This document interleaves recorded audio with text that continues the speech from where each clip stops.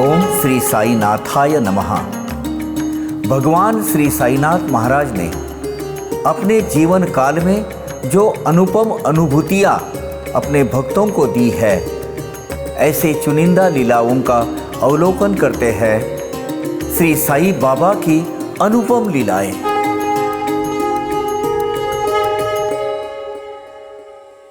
ओम श्री साईनाथाय नमः। भक्ति और सेवा के माध्यम से हम बाबा के नज़दीक और पहुंचते हैं, ये तो बस दिखती बात है। और हमें हमेशा ये कोशिश करनी चाहिए कि बाबा के कृपा पात्र होने के लिए उनके नजरे करम अपने ऊपर हो जाए, इसके लिए हमें क्या क्या करना चाहिए। लेकिन जब हम ये करते हैं तब एक सात्विक अहंकार क्यों न हो, वो आ जाता है। बाबा चाहते हैं कि ये सात्विक अहंकार, इसका श्रेय भी हमारे पास नहीं होना चाहिए। इसलिए आज जो भी अपन करते हैं बाबा की सेवा के माध्यम से, सेवा के लिए, उसका श्रेय हमें नहीं लेना चाहिए। इसका बहुत एक अच्छा उदाहरण, अच्छा एग्जाम्पल संत शिरोमणि दासगणु महाराज के साथ हुआ है। और उन्होंने बड़ी प्रामाणिकता के साथ, संतों का ये होता है, बड़े खुले दिल के होते हैं, छल कपट करने वाले नहीं होते हैं। वो कुछ के अंदर कुछ चल रहा है, वोटों पे कुछ है, ऐसे नहीं होते। दासगणु की ये महानता है और बड़ापन है कि उन्होंने अपने पर कसे हुए तंज, अपने पर कसे हुए आलोचना उन्होंने सामने रखी है। और उन्होंने जो मुलाकात दी थी ना अपने परम पूज्य नरसिंह स्वामी जी को 1936 में, उसमें से एक लीला मैं आपको अभी सुनाने जा रहा हूँ। हमारी टीम है, हमारे टीम की तरफ से प्रयास रहा है कि अच्छे से अच्छे भक्ति मार्ग में, जिसमें वृद्धि हो, बढ़ोतरी हो, ऐसी लीलाएं आप तक पहुंचाए। बाबा की आज्ञा अनुसार दासगणु महाराज उधर मराठवाड़ा में जो नांदेड़ है, वहाँ जाके बैठ कहते हैं, बोले वहाँ तेरी रोजी रोटी है, वहाँ तेरा बसेरा है, तू वहीं बैठ जा। वहाँ जब वो थे तब उनकी मुलाकात एक विरक्त ब्रह्मचारी, एक उच्च कोटि के आत्मा के साथ, एक संत के साथ हुई थी। अब वो जब वो कांटेक्ट में आए तो ये बड़े प्रभावित हो गए दासगणु महाराज, वो बाल ब्रह्मचारी के। टोटल उनको और देखा कि ये कुछ अलग ही रसायन है, इनको जाके अपन। तो दासगणु महाराज उनके पास गए दर्शन लेने के लिए। उन्होंने धुतकार दिया, एक नहीं, दो नहीं, 3 बार धुतकार दिया। बड़े नाराज हो गए वो दासगणु महाराज। बोले क्यों ऐसा, क्यों, मैंने क्या किया है? मुझे इनकार रहे, जैसे वो मालूम है ना, सपट नहीं कर दी, चल हट, बाबा उनको दर्शन नहीं ले लेते थे। ठीक उसी तरह की अनुभूति बाबा के जाने के कई वर्षों बाद वो बाल ब्रह्मचारी, विरक्त बाल ब्रह्मचारी ने दासगणु जी को दी है। सिमिलर है। 2-3 बार उन्होंने नहीं लेना दर्शन। तो बोले कोई बात नहीं, कुछ नाराज हो गए, मेरी तरफ कुछ गलतियां हो गई होगी, लेकिन इनके लिए खाने का कुछ बंदोबस्त होना चाहिए। तो अपने घर गए, अच्छा खाना बनाया, और खुद नहीं गए, अपने एक सहयोगी को बोले कि वो ब्रह्मचारी को, बाबा को दे देना उधर। और सरप्राइजिंगली आश्चर्य की बात यह है, उन्होंने वो स्वीकार कर लिया, स्वीकार कर दिया। और उसके बाद बोले हाँ अब ये मौका है तो अपन उनको जाके मिलते हैं। तो उधर गए और बड़े शरण गए दासगणु जी, और बोले महाराज आप मुझे दर्शन क्यों नहीं लेने दे रहे, मुझे दुत्कार क्यों रहे हैं? बोले खुद को कीर्तनकार समझता है, हाँ, अहंकार गया है तेरा? तो ये बोले लेकिन महाराज सब में अहंकार होता है, अलग अलग टाइप का होता है, राजस, तामस, और सात्विक अहंकार होता है। अब सात्विक अहंकार जो तामस अहंकार तो गलत बात है, लेकिन राजस अहंकार भी कुछ कर्तव्य भावना से किया जाता है। लेकिन ये जो सात्विक अहंकार है, इसके परिणाम स्वरूप इतना मुझे दुत्कार रहे आपकी, मुझे दर्शन लेने से भी मना कर रहे हैं। तो बोले सात्विक क्यों हो, कीर्तनकार होने के नाते, और जिस रास्ते पे तू चल रहा है उसके हिसाब से तुझे अहंकार नहीं होना चाहिए। क्या करता है तो वो सब बोले अभी संतों के ये चरित्र ग्रंथ लिख रहा है ना तू, है ना? तो बोले हाँ, ये स्क्रिप्ट लिख रहा है ना। हाँ, वो ब्रह्मचारी सन्यासी बाबा ने दासगनु क्या लिख रहे हैं, कौन सा चैप्टर चालू है और कौन से उसके जो टेक्स्ट है, उसके वो प्रोज उसमें फॉर्मेट में काव्य, वो लाइन बाय लाइन से बताते जा रहे हैं, बोलते जा रहे हैं। और अचरज हो गया इनको, बोले ये क्या है। सब मैंने जो किताबें लिख रहा हूं अभी 297 संतों के वर्णन उन्होंने भक्ति सारामृत, भक्ति लीलामृत, संत कथामृत इसमें लिखे हुए हैं। 3 ग्रंथ है, आपने जरूर पढ़ना। उसमें बाबा के ऊपर, साईं बाबा के ऊपर 6 अध्याय लिखे हुए हैं उन्होंने। भक्ति सारामृत में 2 है, संत कथामृत में 3 है, और संत लीलामृत, संत कथामृत, भक्ति कथामृत में है, और संत लीलामृत में 1 है। तो ये जो टेक्स्ट की टेक्स्ट पूरा जितना जैसे लिख रहा है वो बताते जा रहे हैं। तो फिर दासगनु को उनकी अधिकार का पता चला कि बहुत बहुत बड़े ये है, बड़े ज्ञानी हैं, और उनके साथ जाते रहते थे, बैठते थे।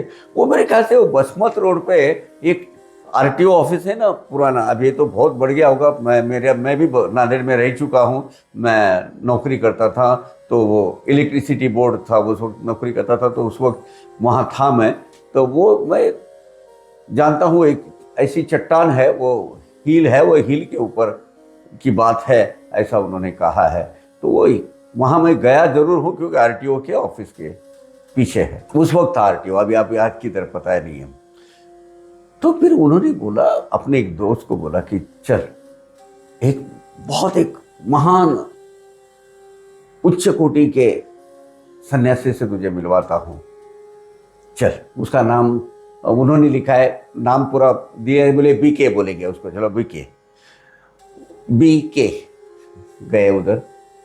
जैसे गए वो ब्रह्मचारी एकदम बौखला गए, एकदम गुस्सा हो गए।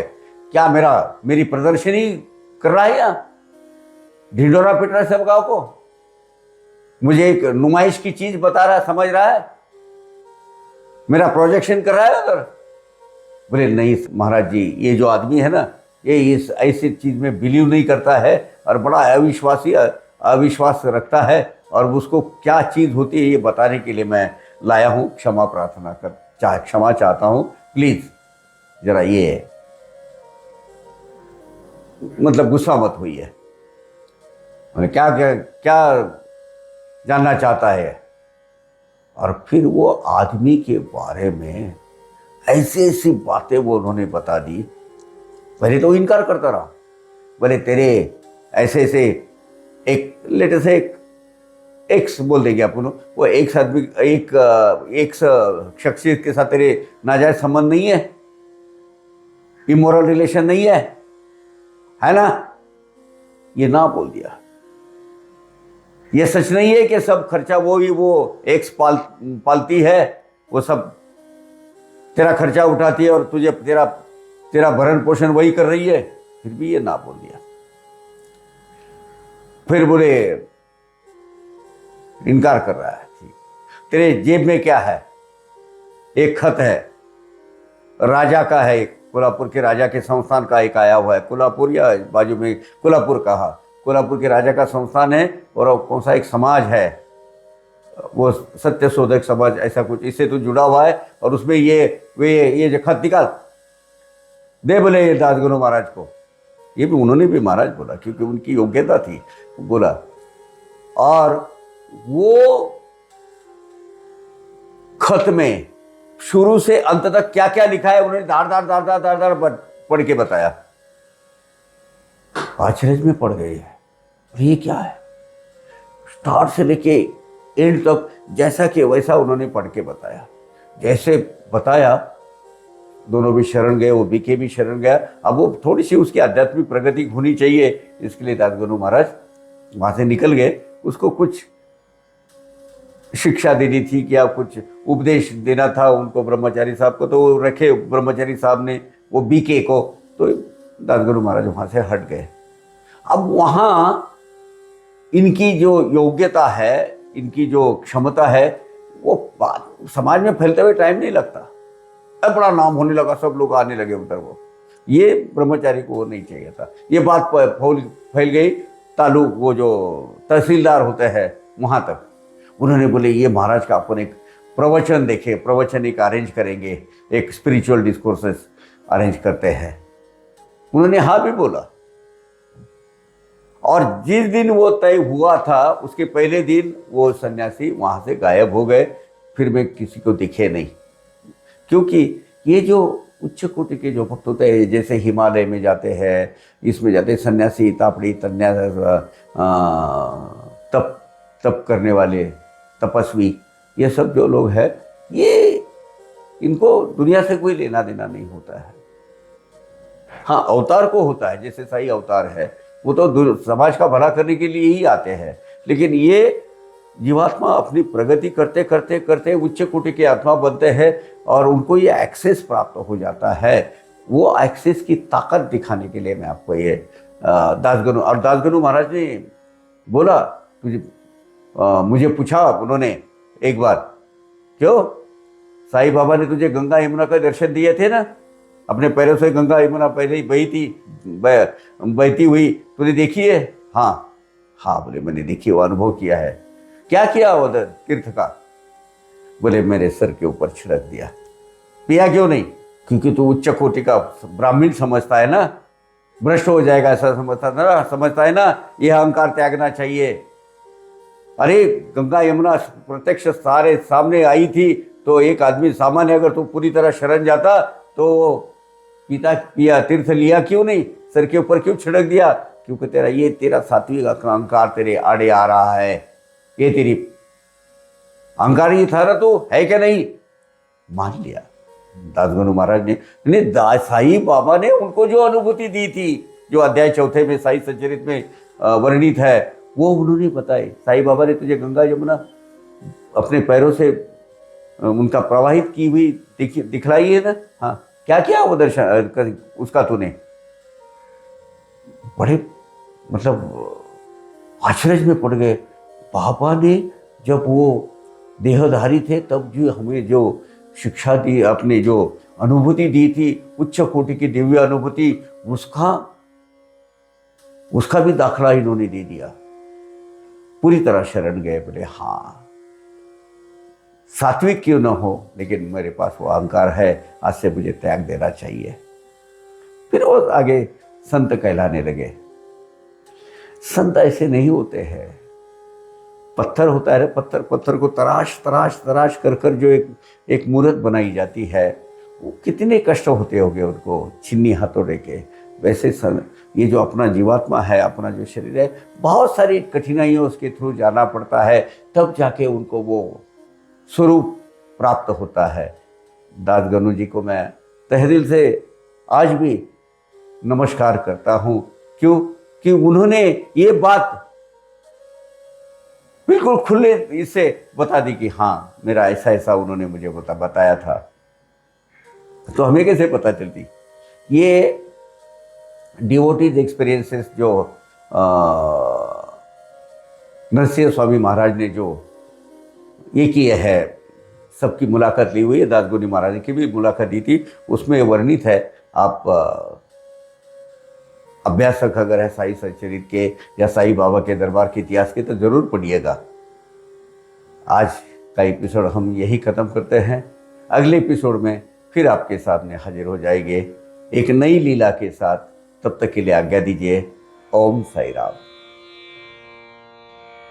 अवघा रंग एक झाला, अवघा रंग एक झाला, रंगी रंगला श्रीरंग, रंगला श्रीरंग, रंगला श्रीरंग, अवघा रंग एक झाला, अवघा रंग एक झाला।